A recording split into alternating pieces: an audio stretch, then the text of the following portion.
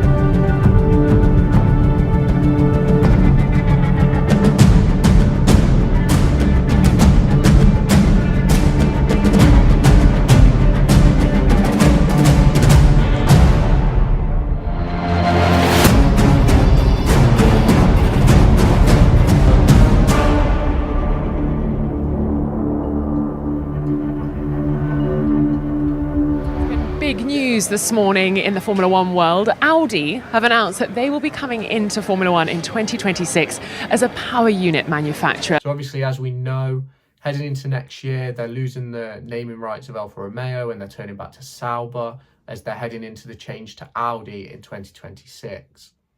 Obviously, there's a lot of changes going on behind the scenes at Alfa Romeo, and that is something that's obviously causing some disruption, but the team are still working to the best of their capabilities. Andrea Seidel is overseeing a range of these changes after he left McLaren earlier on this season. Alfa Romeo struggled this year, but they were able to finish P9, 4 points ahead of Haas. Alfa Romeo had a total of 7 points finishers, scoring 16 points this season. They had 6 DNFs between their two drivers, but that was still not enough to help Haas reach 9th. The Alfa Romeo drivers had an average finish position of 14 and an average qualifying position of 14.9. The two Alfa Romeo drivers of Valtteri Bottas and Guan Yu Zhou will be hoping that heading into 2024 there will be a lot of changes made to the car to improve its capabilities in race and qualifying performance. Guan Yu Zhou was able to finish P18 in the Drivers' Championships. He finished in the points 3 times, collecting 6 points for Alfa Romeo this season. Guan Yu Zhou had 3 DNFs this season, and that obviously cost him as the season went on. Guan Yu Zhou had an average finish position of 14.05 and an average qualifying position of 15.91. It's clear to see that Guan Yu Zhou struggled in qualifying, and that's hopefully something he can rectify heading into next season. The other Alfa Romeo driver, Valtteri Bottas, the other driver in the Alfa Romeo is Valtteri Bottas. He scored points on 4 occasions, collecting 10 points for the team. He finished 15th in the Drivers' Championships with that 10 points. He had an average finish position of 13.95 and an average qualifying position of 13.86. You can see here the difference between Zhou and Bottas in qualifying trim. Bottas also had 3 DNFs like Guan Yu Zhou, and that is something which obviously impacted Alfa Romeo's season. Now let's take a look at some key moments for Alfa Romeo this season. They picked up a lot of their points early on in the season, collecting 4 points in the opening race in Bahrain, to 2 points in Australia and 2 points at the Spanish GP. They then collected a further point in Canada. After the Canadian GP, which was race 8 of 22 this season, they only scored points on 1 more occasion heading towards race 22, which was the finale in Abu Dhabi.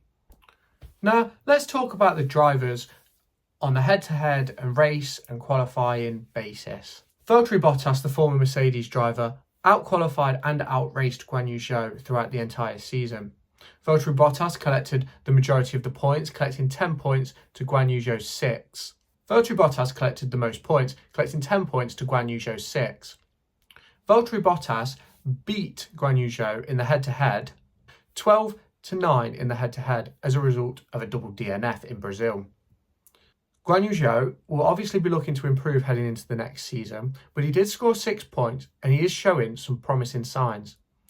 Although he's not capable of beating Bottas consistently on a race weekend, there has been occasions where he's been ahead on merit, not because of car issues, not because of DNFs, but he's earned his way ahead of Bottas. Guan Yu Zhou will be looking to improve his qualifying performance as well as his race performance looking into 2024. A key component of this is being provided with machinery that is capable of being at the top end, being able to challenge for points, being able to battle in with the Alfa Tauris, the Williams, the Alpines. This is not something that is going to happen overnight, but it is something that Alfa Romeo should be looking to do behind the scenes. Andrea Seidel was a key figure in McLaren's half revival heading into the 2021 season and 2022. So Alfa Romeo will be hoping that with his leadership and his eyes that he'll be able to do the same here. Alfa Romeo have got some big decisions to make over the winter. Although they're keeping Valtteri Bottas and Guan Yu Zhou for the next season, they have Formula 2 champion Théo Pourchaire as a reserve driver. Théo Pourchaire won't want to sit on the sidelines for long and he'll want a full-time racing seat as soon as possible. With Bottas aging and Guan Yu Zhou showing that he's capable, will Alfa Romeo decide to get rid of Bottas at the end of next season? Will they decide to get rid of Zhou at the end of next season and bring Pourchaire in? This is something that we are yet to see, and I'm interested to see how they deal with Théo Pourchaire. While editing this video, I realised I missed some bits out. I'm keen to note that Audi could quite easily come in and decide who the drivers are. They're a German manufacturer, so the likes of Nico Hülkenberg, Sebastian Vettel, Mick Schumacher could all be in line for a seat. You've also got Carlos Sainz, who's out of contract at Ferrari in the upcoming years, and that is a possibility that could change. He could end up at Audi or he could stay at Ferrari. These seats are going to be open and available for the drivers. It's key that Audi and Sauber pick the best drivers to give them the best benefit of performance. Valtteri Bottas is coming to the end of his career and Guan Yu Zhou still has a lot to show if he wants to keep his seat.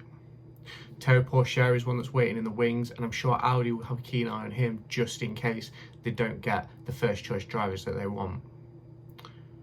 The naming rights of Alfa Romeo will most likely be bought heading into the following seasons, and yes, I know Audi are just a power unit manufacturer, but Audi will have a keen say in what happens within the Sauber team after they join the grid. We saw with Porsche that they weren't going to be given enough capacity within Red Bull, and that is why Red Bull decided to join forces with Ford to make Red Bull powertrains. Thank you for watching part 2 of this series all about Alfa Romeo. Be sure to check back for the next video, which will be all about Alfa Tauri. I'll be talking all about Daniel Ricciardo, Yuki Tsunoda, Nick De Vries, Liam Lawson, and the changes that they're going to have heading into 2024. So click subscribe, turn on the notification bell, and I'll be back with you in my next video. Make sure to go and find me on TikTok, pictured here, and Twitter, pictured here. These are the places where I'll keep you all up to date with all my upcoming videos and my thoughts and feelings around the Formula 1 and football weekend.